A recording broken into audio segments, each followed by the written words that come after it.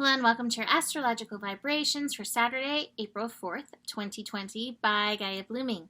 I am Mimi and our energy mantra for today is I am balanced in my yin and yang energies.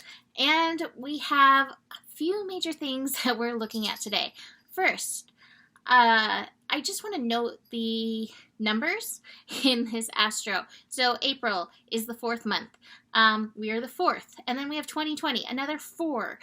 4 is a number, traditionally, of stability and foundations. Now 4 in astrology connects to Uranus energy. And Uranus energy is revolution, evolution. And I think we're all feeling that mix right now of the new foundations that we're building, the stability that we are desiring, and yet the evolution that we're all currently moving through. So just keep that in mind through this astro. Okay, 2 major things I want to talk about. Venus in Gemini. I just did a write-up yesterday because I was like, I feel like there's so much that wants to come through. So we're digging into that first. And then we are digging into Jupiter conjunct Pluto because we have that conjunction happening later in the evening on April 4th. And this is the first of 3 conjunctions between Jupiter and Pluto. And it is a very big part of what we are building. All right, so let's start with this Venus and Gemini thing. Now, Venus usually takes about a month, tops, to move through a sign. And yet, not this time. Venus will be in Gemini all the way through August, till August, I believe it's 7th. Mahalo is like, no. All right, so Venus is going to be going through a retrograde pattern in the sign of Gemini. Venus only goes retrograde every 18 months about. So we don't get this every year. Venus represents yin energy. Venus represents pleasure, value, worth, creativity. Venus also represents relationships. Now, I got some really strong messages with Venus moving through the sign of Gemini to look at. I want to give you a few more basics before we do that. Just dates. Venus will be going retrograde on the 12th. Will be retrograde through, not the 12th of April, May 12th through June 25th. It begins its retrograde at 21 degrees and retrogrades back to 5 degrees. So we're going to be getting into Venus shadow energy, the shadow before we enter the retrograde very soon. The biggest lesson that I'm feeling with this Venus retrograde, Venus and Gemini process, including the retrograde, is really evaluating our world as a mirror. So Gemini is the sign of the twins. It is the sign of mental energy, communications, writings, siblings, interestingly enough. Venus moving through Gemini, my feeling is Venus, the yin, is being encouraged to speak, to step up, and allow what she knows, what she's seen, what she's learned to be heard. And I encourage you to stick around. I don't know when I'm going to read this card, but I pulled this card from the Divine Feminine deck for Venus and Gemini, and it is so spot on. I was like, oh, I love this. I'm not getting there yet. So, sorry. I'm a little Gemini right now, all over the place with this. So Venus in Gemini, the yin, speaking up, communicating, expressing what she has seen, what she has heard, what she has experienced.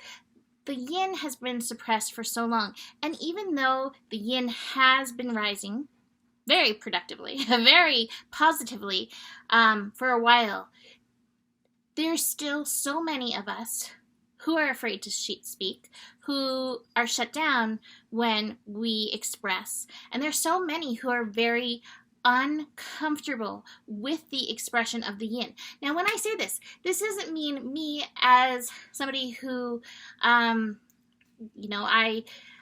a feminine person, it doesn't mean just me. This is the yin in every creature on this planet that has been shut down. It's like no, mama's home and she's speaking up. And this, I feel like, is a really important part of the new world that we're building, to not only allow your yin, your personal yin, to speak up, to express, to say what she needs to say, but to also allow it from others. And that's a really big piece of this Venus in Gemini energy. Another huge piece that I think we all need to be very aware of. This is something that I see in me. I am a Gemini retrograde. I am right now. I am a Gemini rising. And something I've noticed. So Gemini it sees everything. Gemini is like, I see that thing and that thing and that thing and that thing, and ooh, that thing's shiny, and that thing over there is happening, and this is happening. Like, oh my God, if you could just see what my brain is registering at all times, you'd be like, wow, it's amazing that you get out sentences, because it is. So with Venus in Gemini, our yin is going to be very receptive to all of the stimulus, all of the messages that are coming at us all the time. Now, this is kind of a message of caution, because it's like, as Gemini energy, we absorb the message. And a lot of times, depending, especially if we give it authority of some sort, we absorb the message, and if it comes from authority, can accept it as true. And it can really shape us. There's that quantum theory that nothing is unaffected by that which views it, and vice versa. Nothing that is viewed is not affected by the thing viewing it. So with Venus in Gemini, I think we want to be very aware of what we are associating with. This goes double for Saturn and Mars in Aquarius too. This is a message for that as well. But with Venus in Gemini, yin energy, receptivity to the communications, the mental stimulus around us.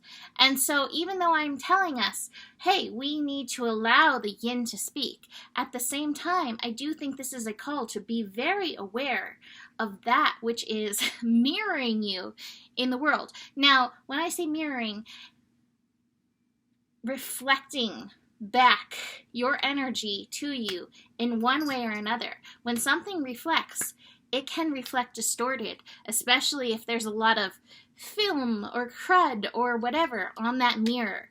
So be aware of your associations. Be aware of what you are listening to. Be aware of who you have made that authority that you accept those energies from, because this is going to be a major lesson. And I really do feel like this is going to be a time where we can, as yin, take back that power. Stop eating that. Luce. Troublemaker extraordinaire today. This is where we can take back our power over the monkeys, over what our monkeys then reflect back at us. Now, this is going to be ongoing, like I said, all the way through August. So there's going to be many other lessons coming through, but these two in particular felt so important to bring forward. So just be aware of that. She's absolutely insane right now, my little kitty. I don't know what she just took and eat, but she just ate something off the floor. Guaranteed to be good. So let's read this card, and then we're going to dig into the Jupiter-Pluto conjunction. Mirabai, the saint of true freedom. And this goes hand in hand with the Jupiter-Pluto thing as well. Love is what sets me free. I'm married to my own soul. Sovereignty. Mirabai embodies a love that lets us do what's right for our own lives, no matter what others may think. She was a bhakti poet, a mystic from Rajasthan. I don't know if I'm saying that right. India. Sorry. In the 15th century. She was unwillingly married off, but she considered Krishna to be her true husband. And legends say that her husband's family tried to kill her several times for defying the social customs and expectations of a wife. sovereignty, one unto herself, for sure. So I don't want to read all of that, but I'm going to read when your soul selects her card. Quite often, without realizing it, we make choices based on external expectations, on how we think other people will perceive our actions. This can be very Gemini. It's something I didn't mention. The chameleon aspect of Gemini, that once it takes in that mirrored energy, will chameleon to like acquiesce to it. And so we really want to be very aware of that. Again, Venus and Gemini, we are so receptive to those energies. We don't need to chameleon. We want to remain true to ourselves. Okay, Mirabai is about doing what's right for you, Lilith energy, and no one else. Ultimately, only you can know what needs to be done or said. You have this one brief life, allegedly. Every second of it matters. That is true.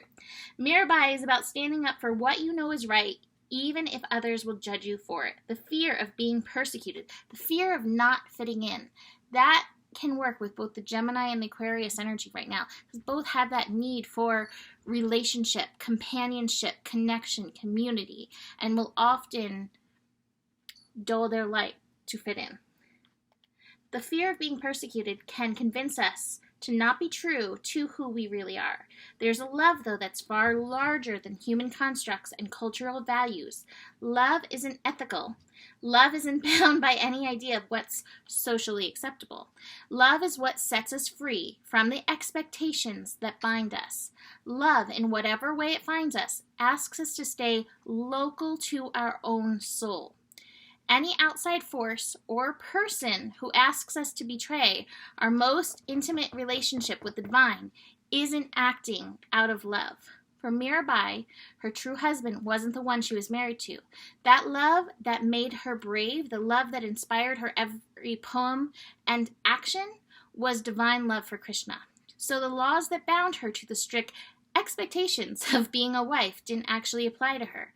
Love asks us to look at what really matters to us and at what we truly value. And love asks us to bravely defy expectations in order to be true to ourselves. Love wants us to marry our own soul.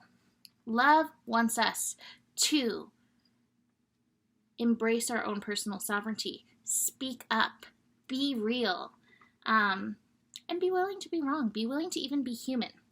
The soul voice meditation. What holds me back from expressing my truth? And the intention is, love is what sets me free. I am married to my own soul. So we have that. I know this is a long scope, but these are important things. So hopefully you're sticking with me. All right.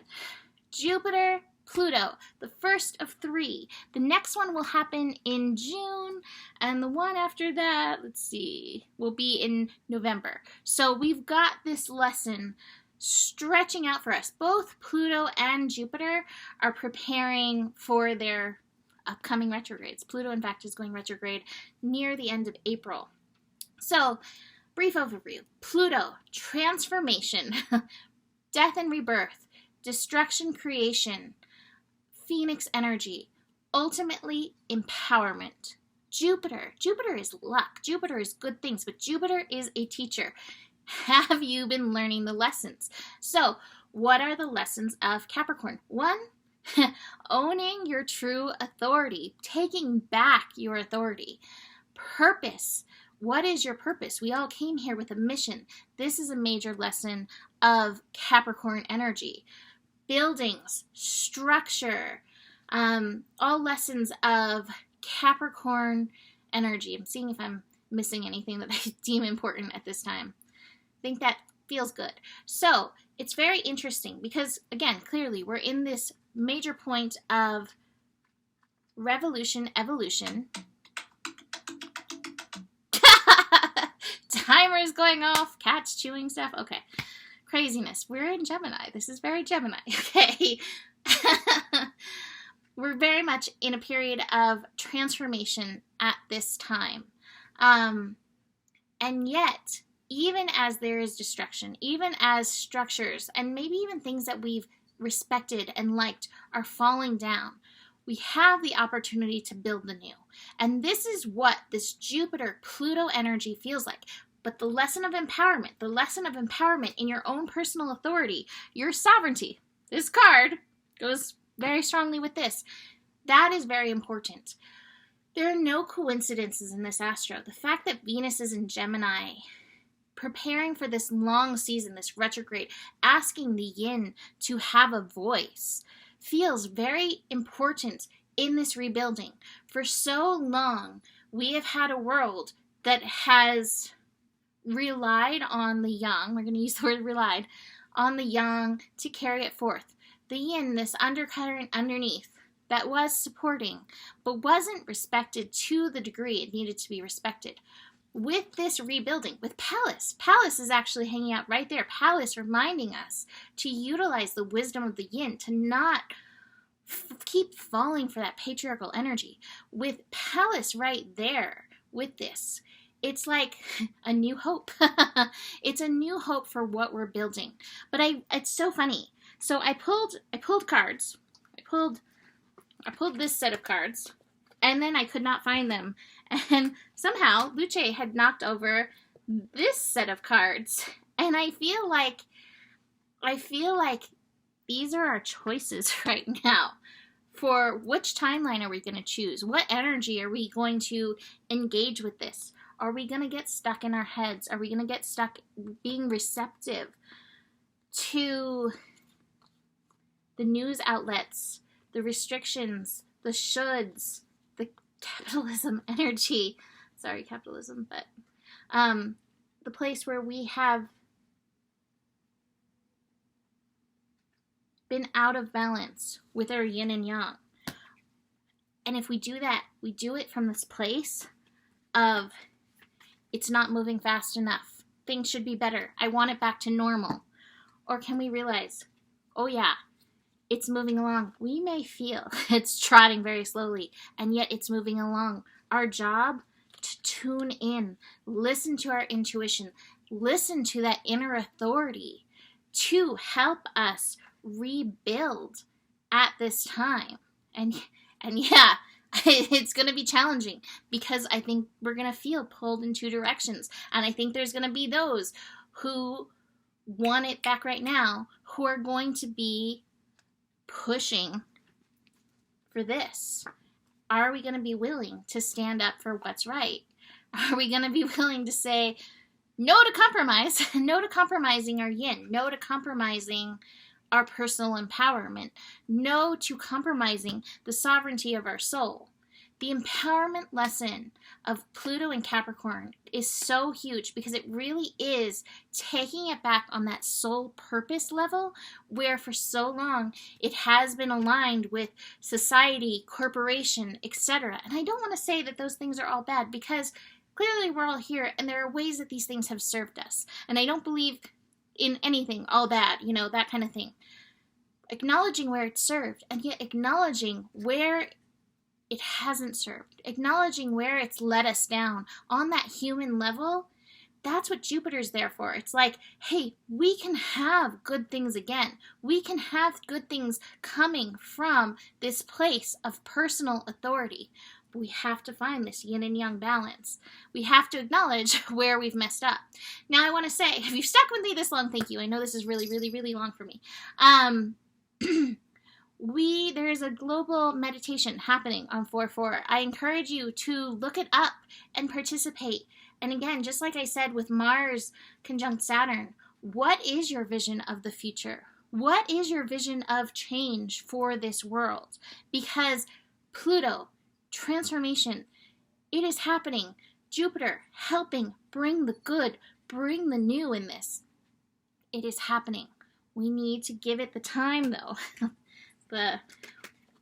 We need to give it the time that it needs to happen. But realizing this is very much a quantum leap, and this is happening faster than you realize. To build a whole new paradigm, it takes time. The last paradigm took several thousand years. I don't think this one's going to take that long, but give it the time, especially from that perspective, not taking several thousand years, not even taking several hundred years, not even taking, I think, even 10 years or even 5 years. Give it the time that it takes. Give yourself the time that it takes. And can you trust that the universe will fulfill our needs? I think that's the next question we need to look at, because there is that as well. So the other astro, sorry, this is so much, but oh my God. The other astro, Venus, newly in Gemini, connecting to Saturn in Aquarius, not dulling the light to fit in, knowing the worth of the yin, knowing the worth of ourselves, and holding strong in the sovereignty of that.